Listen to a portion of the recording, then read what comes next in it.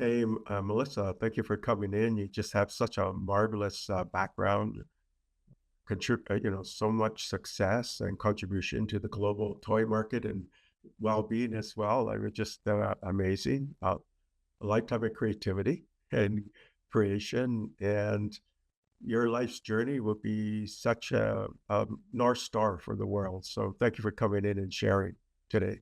Oh, I'm so excited about our conversation. Let's see where it goes. So, Melissa, you do have this remarkable background, and over a long period of time, and it's been an interesting journey. So, I'm curious to see, what were those maybe three inflection points in your life that made this wonderful person you are today? And it could have been something when you were 3 or 5 or 10 or something later in your career. It could have been inside, outside the family. What really stands out in your mind? Yeah, I think the first maybe is the most important, which is, I always had a creative streak, but early on, it was always very dark and really came out in very despondent results, like despondent music, despondent verses, despondent art.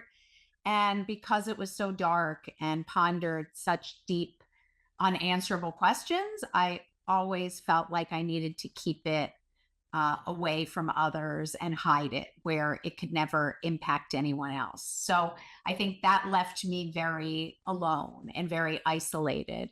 And it wasn't until we started Melissa and Doug that I realized that I could take that very same chaos that still reigns within, that unsettledness, that sort of lack of meaning crisis, and actually just as easily channel it into light, bright, playful results as the dark results. And that was one of the most profound realizations of my life because I had this capacity to turn off the dark faucet of the creativity and that it and really control whether it channeled into darkness or into light. So for really the next 30 years, I sort of turned off that dark faucet of creativity, turned on the light faucet, and really channeled that very same existential dread into toys that shockingly did have the capacity to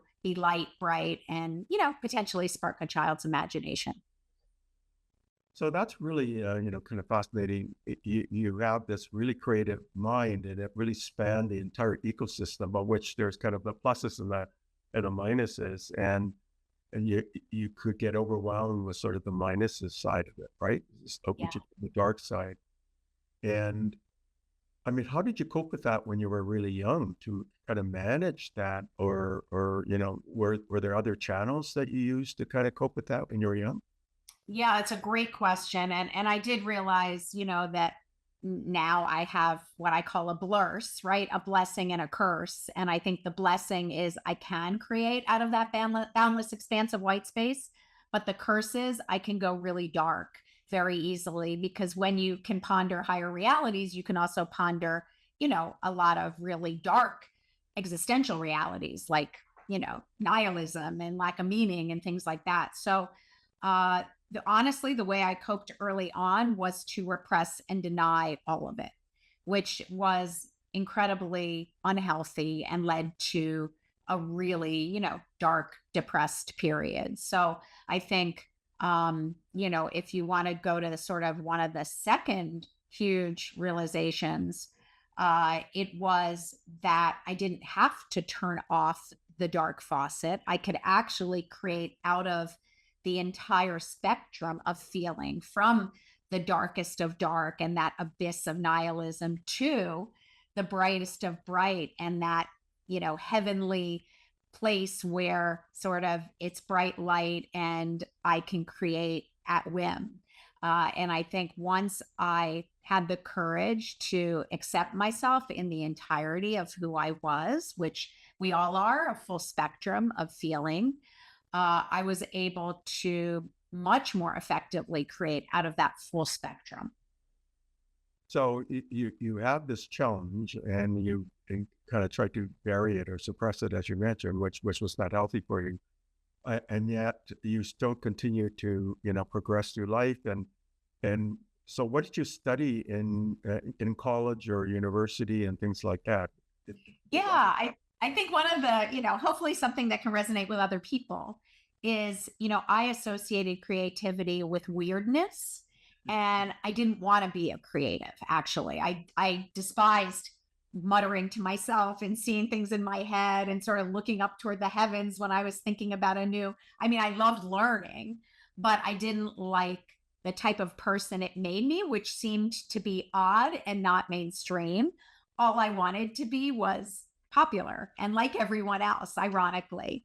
So I think I followed a very conventional role. And, you asked how I dealt with the sort of who I was. I anchored to what many, I'd say, especially females enter into, which is the three P's: perfectionism, pleasing, and performance. And I really pursued sort of academic prowess as my mode of being validated. And basically, even back in my day when AP classes, it was the early, like I took every AP class and I excelled academically. And in college, again, I didn't think that creativity was one, something that I wanted to be associated with, and two, that could ever lead to a career. So I decided I wanted to be an international lawyer, and I majored in public policy studies and Japanese language and became fluent in Japanese, and was really determined to go to what was then the best international law school, which was Columbia. That's fascinating that you have this interest in international law, and you go to Columbia, and you're fluent in Japanese, but it also means that you have this extreme sort of capacity for information and processing and thinking in diverse ways. And is it during college or afterwards you met Doug, and then what was that journey? Yeah, it's all been a pretty fascinating journey. The applying to law school ended in crisis because I actually had a panic attack while taking the LSAT, which is the test you need to take to apply to law school. And I think my body knew that law would be the worst career for me because, ironically, it's so rigid and there is no bending the norm and acting, creatively. It's very much, I guess you can think about it maybe like a tad creatively, but it's the antithesis of I have no walls, I have no boundaries and no box. So my body just wouldn't even allow me to finish taking that test. And that's right when I met Doug.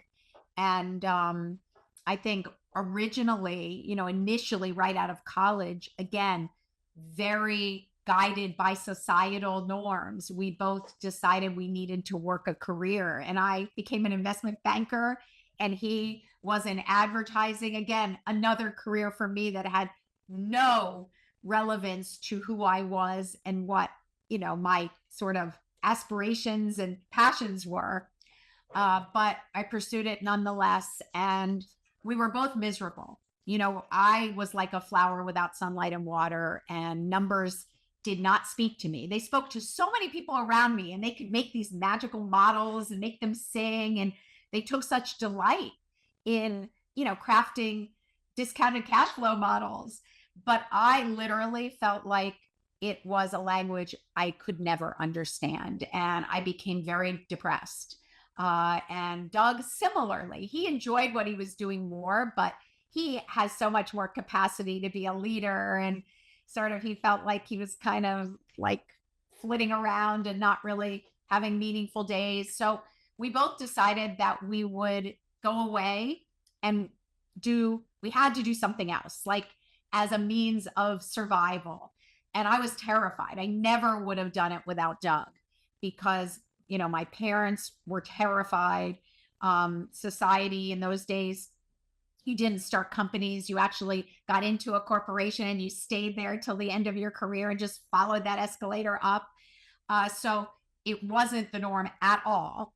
And the fear would have absolutely prevented me from realizing my full potential had I not had Doug to kind of drag me. I mean, my body and my whole being was saying, I can't be here, but I don't think I would have taken the leap without him encouraging me.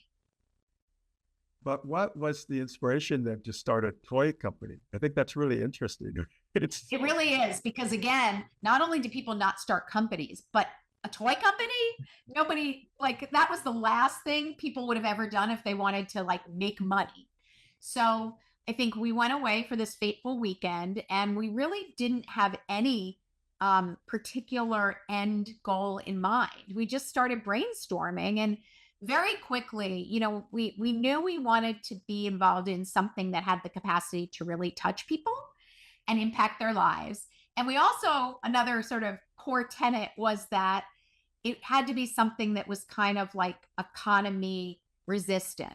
Like we knew because we wanted to do it for the rest of our careers. And we knew that the economy, there'd be recessions and depressions. And we thought, what is something that we can build that has the chance to stand the test of time? And we very quickly honed in on children because our parents are all involved in education in some way. We love children. I mean, we have 6 of our own now. We had student taught, we loved learning. So it seemed that something involving children in some way was where we needed to end up. So we quickly narrowed all the categories to children, and then we brainstormed within that. yeah. And when you start a toy company, what was the kind of the foundation of how you're going to differentiate your toy company from other toy companies, and how are you going to leverage your respective skills and your background, or your you discover the positive side of the creative energy, right? So how did that kind of manifest? I mean, it's a competitive field. The most competitive. And I think, one of the hallmarks of sort of our journey is that we never did anything like anyone did it or followed the path that anyone ever took. In fact, every single thing we did, people said to us, why would you ever do that? And we realized over many years that that was exactly what we needed people to say for it to be successful, because we knew we were going in a direction that no one went. And I think from the beginning, we went, the toy category is marked by hot trend, licensed properties like bells and whistles and batteries and moving things and characters. And we wanted to stay as far away from that as possible. And interestingly, it was just following our curiosity, that led us to start to create products for kids and really reinvent classics. We started to ask ourselves sort of what were our favorite toys of our childhood and just kind of wonder why they didn't exist anymore. Sort of these classic wooden toys that were sort of the hallmark of a timeless childhood.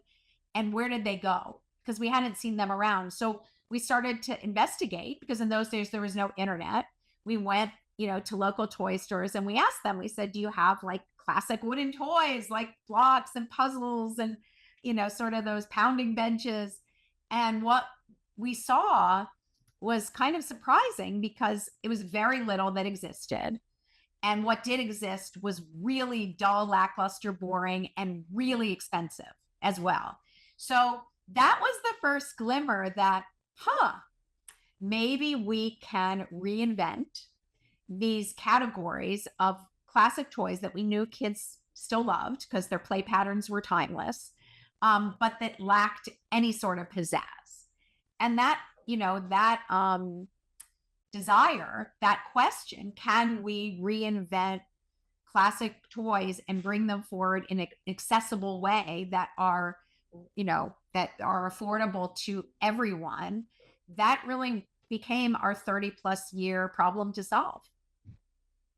I mean, there's aspiring entrepreneurs in my audience for sure, right? So, and they may think you have an idea, you just go out and do it. But I'm sure there were challenges at the beginning, and you had to be a sort of a Jack and Jill of all trades, and really be willing to.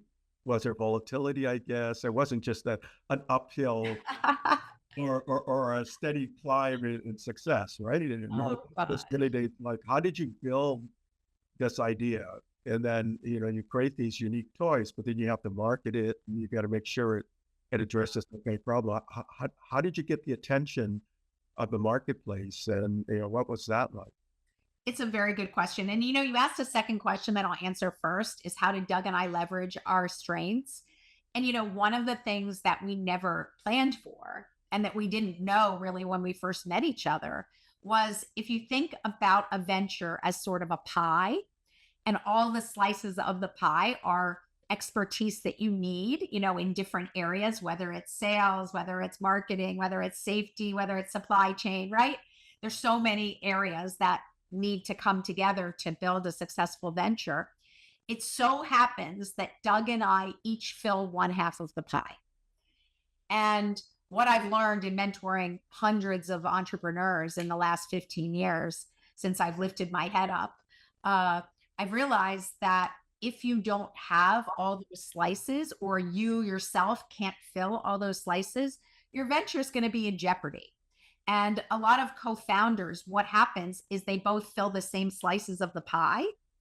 And then what happens is there's no autonomy, there's no trust, there's not this ability to be efficient and make decisions, because you're both trying to weigh in on every single decision. So that was one of the reasons. And I've only begun to see it. We're on our second venture now, called Lifelines. I've only begun to see it now because, we're starting from scratch again.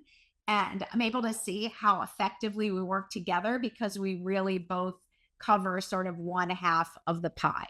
So, but in terms of the path we took, it was every minute was laborious. I mean, there's no like glamour to this. And if you're expecting sort of a rocket ship up, you'll quit many, many, many times over. You have to be committed to the moment and wanting to do the hardest work possible. I mean, we did everything.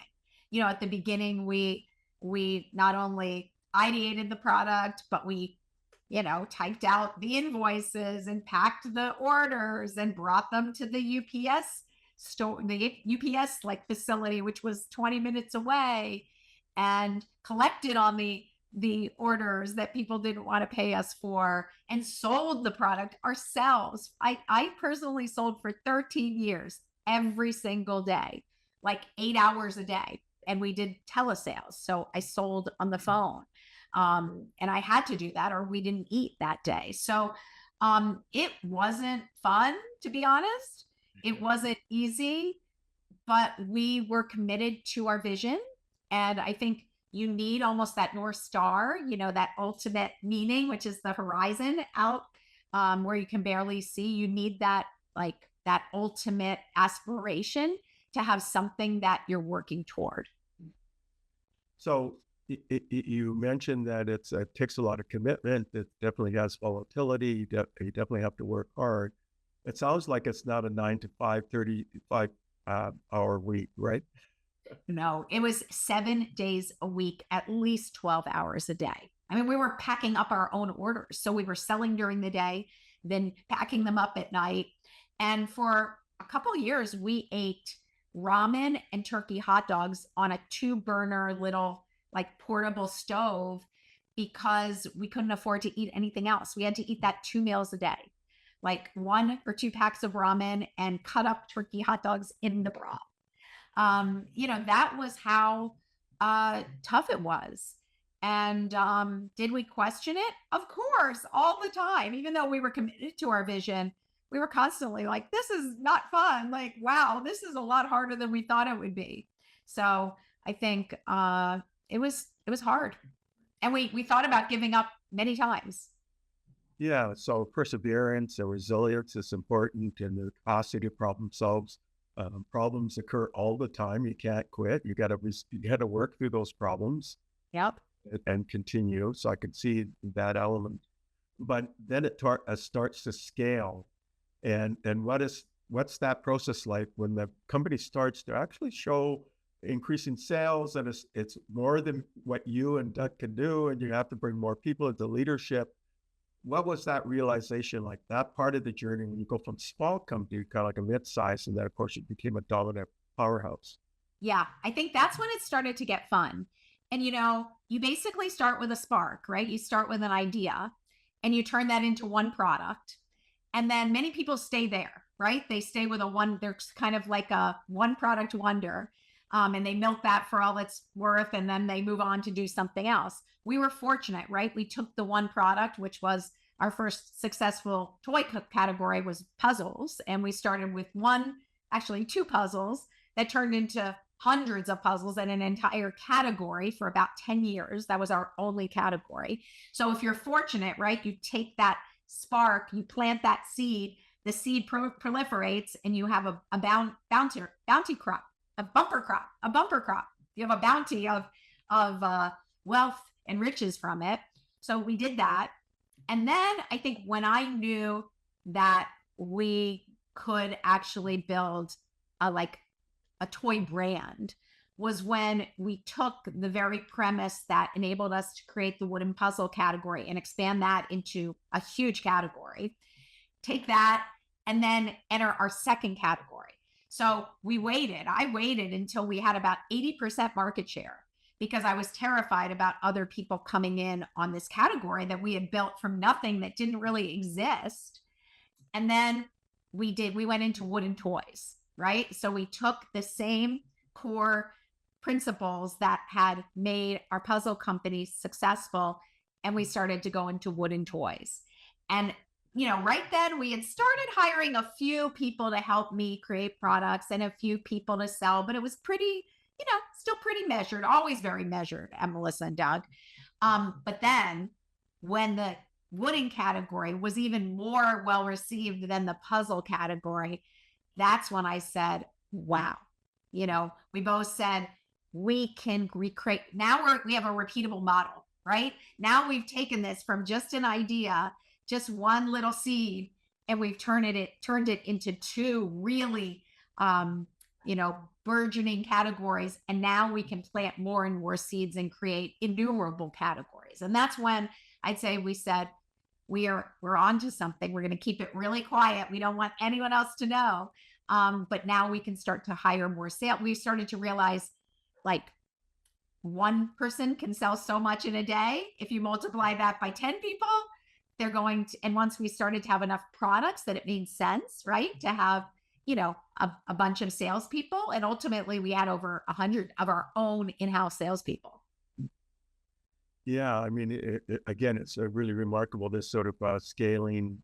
It becomes an enterprise, right? And It does. and then at some point you think, well, maybe we should get acquired, or what was that journey like towards where you're thinking, I'm going to sell the company, or I'm going to move to the next chapter? What were some of the triggers for, say, I'm going to move out of this and move to the next chapter? It's a great question. For 20 years, Doug and I owned 100% of our company. So we never wanted to take on investors. We knew that that would be the beginning of the end in terms of our vision, really guiding the way. But I think about at 20 years, we started to become much more risk averse.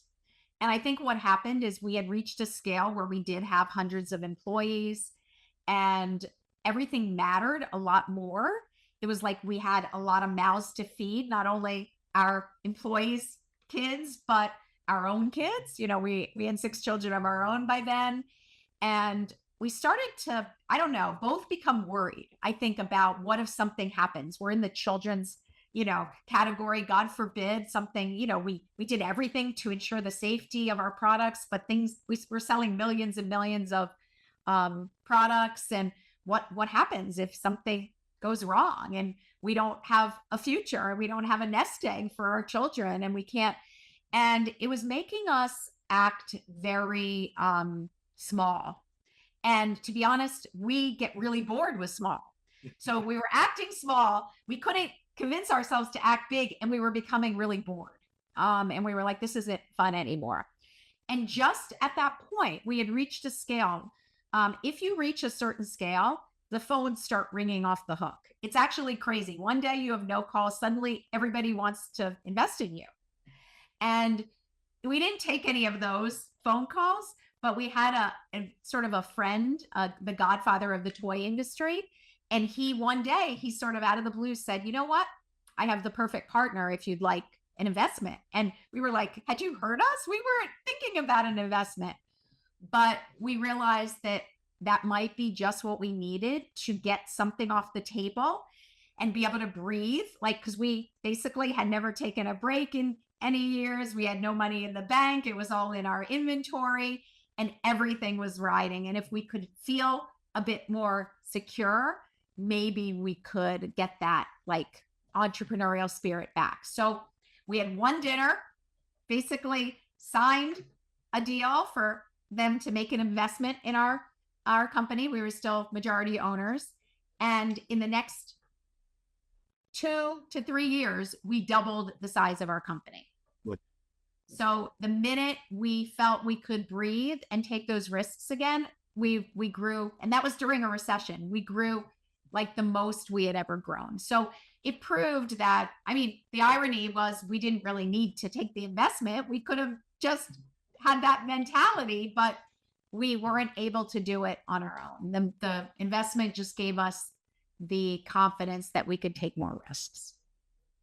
And then you eventually decided we're going to now start something different. So you totally sold the company, or what was that? Yeah. So once you start that process, the truth is it's going to inevitably lead there. And I think that's another huge lesson in learning. Like, if you go with investors that have funds that need to cash out their funds, like all these are going to end in events. So the minute when you make that decision, I tell my entrepreneurs, like, you are deciding the future of your company. And I don't think we ever realized that at the time. You know, we thought that, oh, we're going to do this. And it was wonderful. I mean, it did give us that entrepreneurial spirit back. So I can't say it wasn't good, but what happens is the stakes keep getting higher and higher. And ultimately it's going to lead to that ultimate exit of some sort. So that's what it did. You know, it took a long time. I mean, it was another, 15, close to 15 years of having investors, going up the chain, more and more investment until, just this year in January, we officially sold 100% of our company and are now out. And then you decide to do another company. That's interesting. So what was... By the way, we said we would never do that ever again. So why did you decide to start another company? And then let's talk about this company. What? It's a great question. I think I was so fortunate that I had this transcendent mission kind of sink its teeth into me. For Melissa and Doug, this idea that open-ended play and open-ended toys could be a catalyst to ignite a child's imagination and bring them passion and purpose. And that really was the fire burning for the 35 years that we had Melissa and Doug. And I was very fortunate through my own well-being journey. I had another mission really sink its teeth into me so deeply that I couldn't shake it off. And it led to Lifelines, which is a much more of a personal journey, a well-being company designed to help you to interrupt your stress response, which, again, being a deep thinker, I get stuck in dark rumination all the time, still do. And I've had to really develop a toolbox of things that can help me to interrupt that stress response. And that's what Lifelines is. It's a whole bunch of tools that engage your senses and are a form of what we call sensory immersion. And through that can interrupt your stress response and activate calm and joy. Right. So you had this life journey from when you were very young in terms of how you would you found it challenging, but it became an opportunity as well, right? And then that became the catalyst for Lifelines after you exited from your toy company. But yet the foundation of Lifelines is your journey. Really, that's kind of the driver behind Lifelines. It is. It started as my memoir called Lifelines. So it didn't start as a product company at all. It started as and the name is because I've written these lines of verse throughout my life as sort of my beacons when I've been in a really despairing state. So they've been both lifelines in saving me and lifelines in lines of verse. So it's like a double meaning from my own journey. Yeah. So it wasn't really designed to become another consumer products company, but it ended up there. So to become a consumer products company, then and there's got to be some kind of creation of the products and services that you're offering. So did you have to kind of co-create with scientists or something like that? I mean, because you're designing new product categories, right? And it's an entirely different space than you were before. How do you differentiate? How do you make sure that you're addressing the market in a way that separates you from all the other kind of companies that are addressing the wellness space, right? Yeah, it might sound crazy, but these are products that I needed for myself to help me in my journey, and I couldn't find anywhere else. So no, it had nothing to do with scientists. Now we have some scientists on our science advisory board, because the truth is your senses actually, it's very scientific how your senses work to interrupt your sympathetic nervous system and spark the parasympathetic nervous system. So it is scientific, but the products have no connection to scientists. It's really that in my own journey to untether from my thoughts, I went through this whole like sensory exploration and found it to have so many revelations and be so life changing for me. I tried everything to untether from my thoughts, and using my senses is the only thing that has really worked long term and become part of my practice. So it was so life changing to me that I said, oh my goodness, I need to share this with other people. And for a couple of years, I did workshops. Lifelines became just a community. That's all, to really find sort of like people who needed that sense of connection. And I gave workshops. I have no background I have no letters before or after my name, but I gave workshops as just a person who has suffered and tried to come up with ways to accept the way I feel and help myself to be better equipped to deal with it. And ultimately, it led to my needing some tangible tools. And I'm someone who needs to create form from the chaos within. So I'm always trying to channel it into a product of some sort, whether it's a book or a workbook or a workshop. So I'm always going to channel it into something. And this just became a lot of products.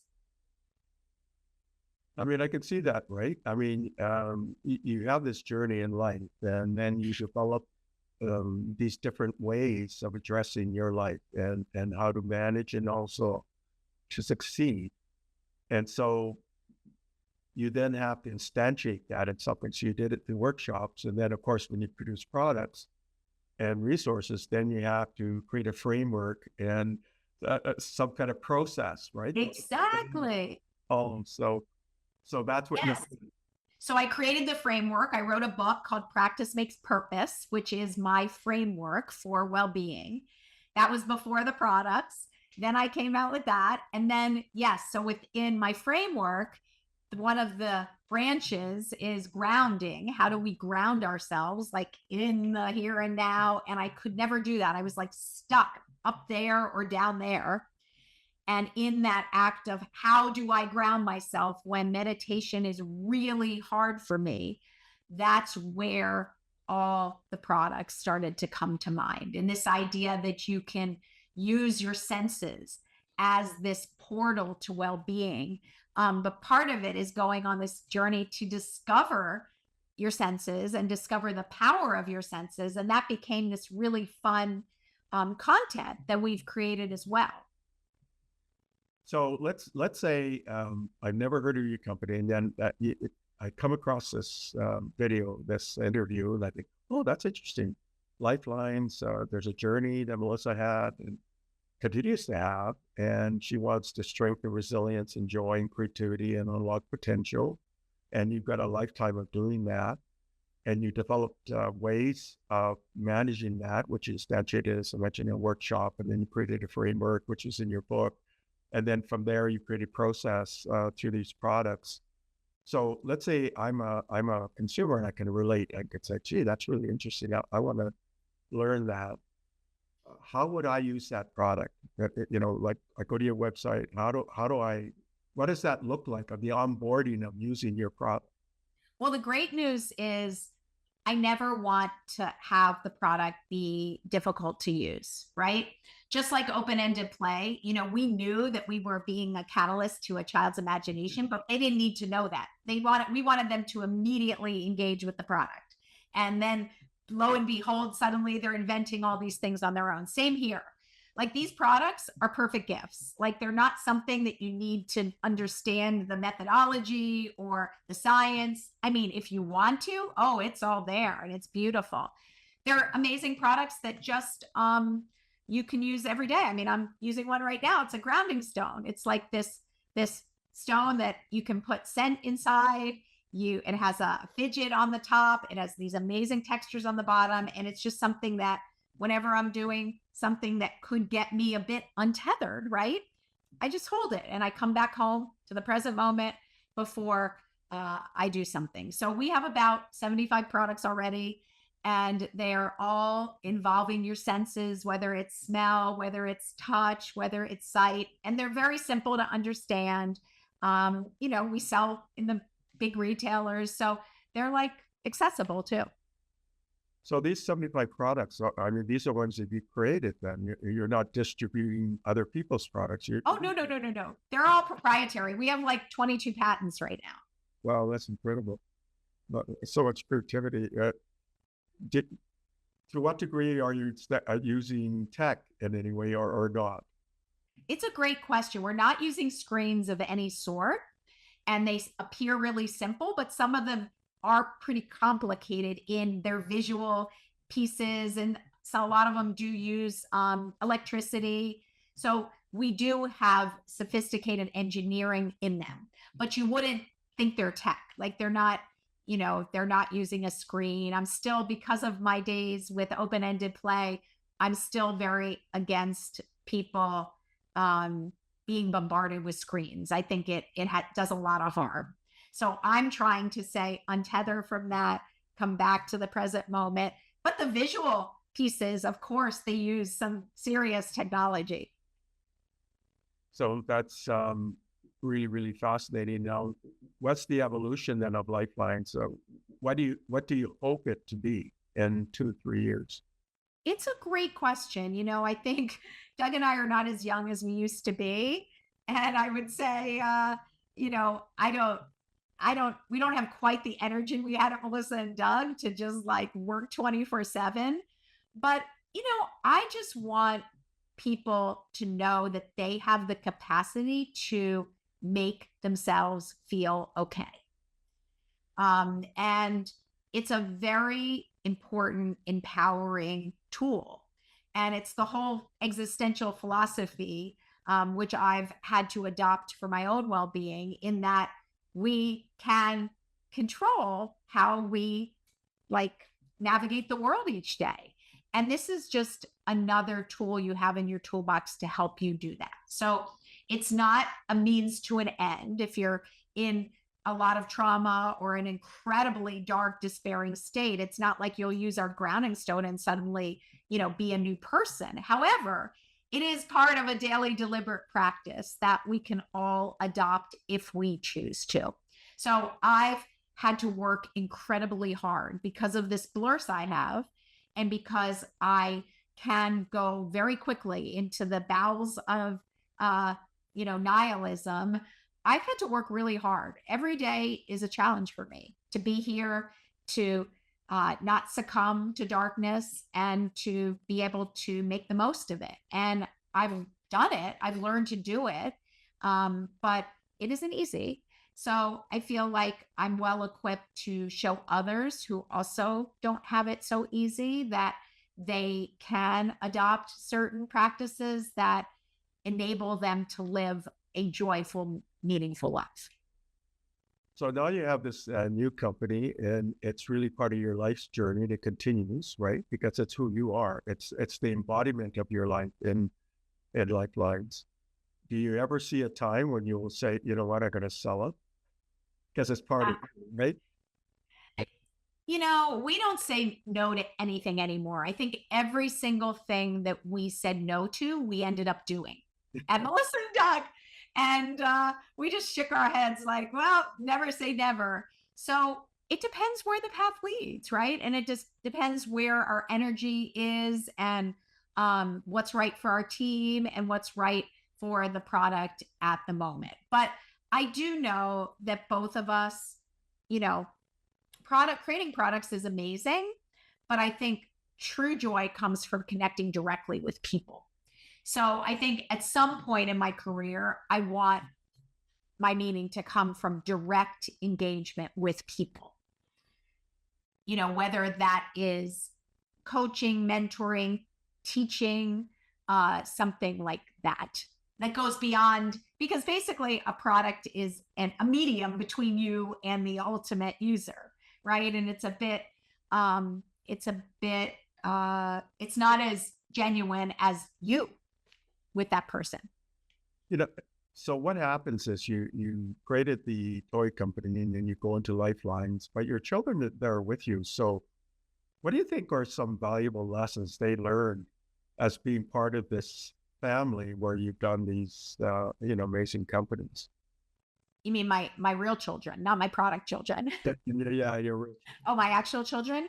I would say more than anything, they've learned that you can get through almost anything with the belief that you will work hard to see your way through, and that they can face challenges and get through them, because that's all we faced. We never tried to make them think it was easy. And we tried to share how close we were to, having to turn in the towel so many times. And the same is true with Lifelines. It's actually harder. Like people, always say, oh, this will be easy. You did it once before. No, that was 35 years ago. And it could not be a more different time. It is so challenging in every single way.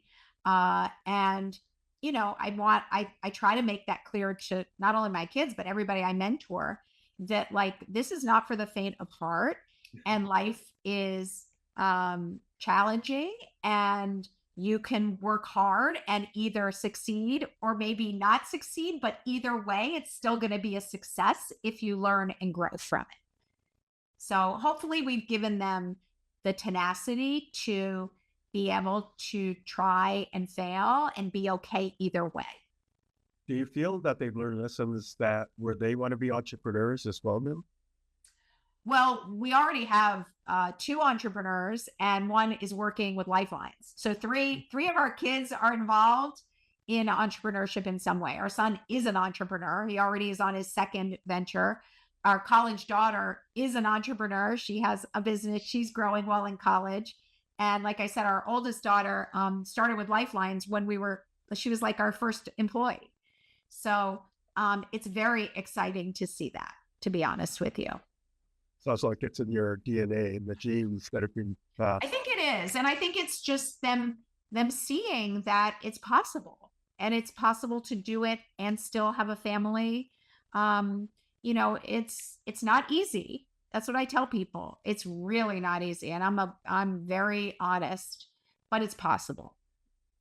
So we spent a good portion of this interview talking about your journey, right? In your companies and your personal journey, and the involvement of your family, your entire family, including your your product family as well.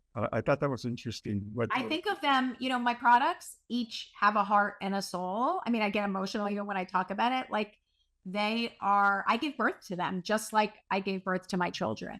And I think of them as living. I really do. And I hope that, a few people who had the toys said they felt like they had like some life to them. And I said, well, that's because they do. That's really interesting, this idea that your toys are kind of like living and they have a life of their own and they're part of your soul in essence, right? It's kind of distributed. I mean, it's a chemical reaction with a child who actually that merges them with their own experience and makes something uniquely magical out of them. But they absolutely live and breathe. Yeah, it's an extension of their existence and their life, right? And I guess that moves this into kind of a spiritual sense. Do you have a spiritual sense that goes beyond sort of the physical world, or is that a little bit too esoteric, or do you want to even go into that, take the conversation in that direction? Absolutely. I don't think you can create without having a sense for the transcendent. And I have to say, when I create, I go to a magical place that is beyond this physical world. It's as ethereal and fantastical as anything you could ever imagine. So I've had a connection to my soul since I was very young. And I think that was one of my problems is I had this deep sense of like, why am I here? What is the meaning of life? And what am I meant to do while I'm here? That was present from the very beginning. And I've had a deep search for meaning, and meaning is only found in humans who have souls, because meaning can't be found if you don't have a soul. So my connection to the spiritual has been profound. And I think my own journey, to become okay when I was not okay at all, took 3 paths. One, it took a very conventional psychotherapy path of CBT, cognitive behavioral therapy, and reframing really negative beliefs. But the other 2 paths were very spiritual, and I did them on my own. One was philosophical, and I really studied like every existential philosopher you could imagine, and actually became a certified logotherapy coach, which is healing through meaning, which is based on the philosophy of Viktor Frankl, who believed that we all, because we have souls, that we have a will to meaning and we all have to find meaning. And then the second path was very spiritual and following sort of the Buddhist, Zen Buddhism, mindfulness training to help me to believe that the present moment was where I needed to be. And again, develop these practices to keep appreciating and reveling in now. So do you believe then that really everything is alive in a sense? I mean, Mother Earth is alive, the universe is alive. It's not everything. Everything is connected in some way. Everything is alive and connected. And that's why, I think creating is a spiritual practice for me, because, I see things that haven't been created before, and I am using the wisdom of the ages, right? When I create, it's not just I'm using things that have existed and been created by people before me. So it's not just me, right? I'm harnessing the power of so many giants that came before me. And I do feel like it's a collective process in so many ways. Yeah, I mean, we're separated by great distance in this interview, and we're using Zoom, but in essence, and now, because I'm a futurist and I deal with futuristic technologies, we're quantum entanglement, right? Our particles are somewhat in superposition, and we're entangled. And so there's a kind of a connectivity, or that's my sense of what you're saying. There's a connectivity that transcends what we think is traditional connectivity, like getting there absolutely is. Yes, I can't believe that any more firmly. It's kind of fascinating. We're down to the last part of our interview, so uh, I just find your whole process interesting, your connection to everything. In fact, my take on you and creativity is that you're tapping into some kind of a universal creativity spectrum, and you're reaching in to pull from that in co-creation with that universal spectrum, and perhaps I'm thinking that you're thinking that other people can learn that as well. Or Yeah. I'm writing a new book now that will be out in the spring. That is actually, it's called The Heart of Entrepreneurship: Crafting Your Unique Recipe for Success. no, So it is absolutely possible. However, society makes it really hard for us to go there today. I guess what happens is there's this kind of idea that when you're a child, you have all this innocence and you're willing to accept everything, and then as you get older, all this conditioning. That's what it is. That's right. Yep. The conditioning just, I hate to say it, it ruins us. It ruins our childlike innocence and our spontaneity. And it's about those people that can hold tight to that inner child that believes in possibility and wonder. Those are the ones that have the biggest potential to create groundbreaking ideas. Yeah, and I guess that's a foundation of Lifelines too, right? Helping people to strengthen their resilience, sparking joy. Yeah. And go back to that childlike state. I mean, that is right. Mindfulness is a childlike state. So I find it so ironic that we're there, right? We're there when we're born, we're there as toddlers. And then the rest of our life we spend trying to go back there because somehow it gets all messed up in our formal like education. Yeah, our rational mind kind of makes everything else irrational, right? So, Exactly. It's really true. So yes, I think we're all capable. It's just harder to break that conditioning and the mind stories for some of us.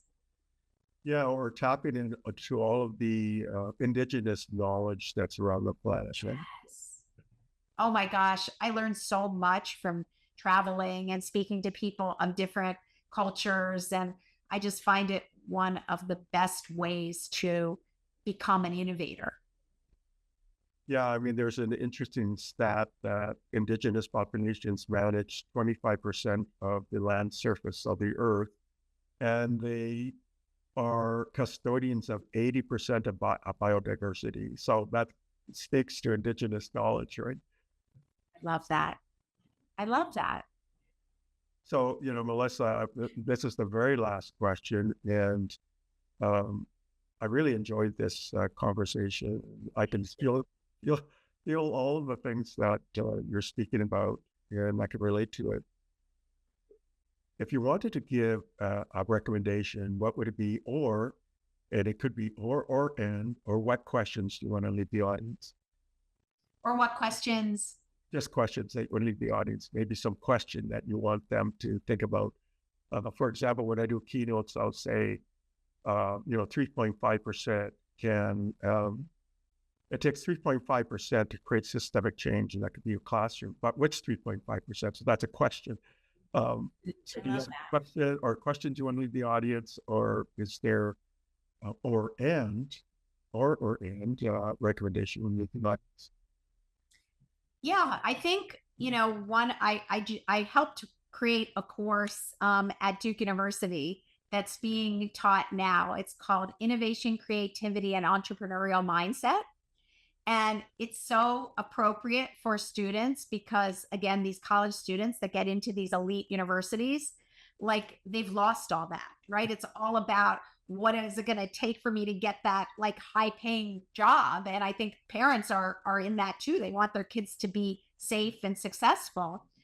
And I think one of the challenges for one of the modules that we came up with, which I love, is, when we're young, there's so many things we're interested in and so many things we want to learn about and so many ideas we have for what we'll be and what we'll do.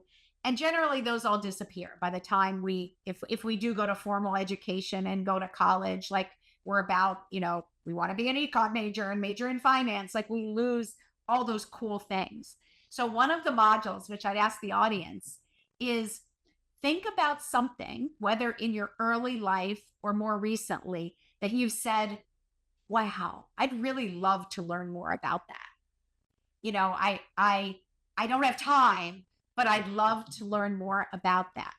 And schedule in your week an hour a week for the next 6 weeks to learn a little more about it. If it's like, I really would love to see what it's like to create pottery, sign up for a class or go on YouTube and get the ingredients and make that pottery. Or if it's, a topic you're interested in, listen to some podcasts, read a book on it.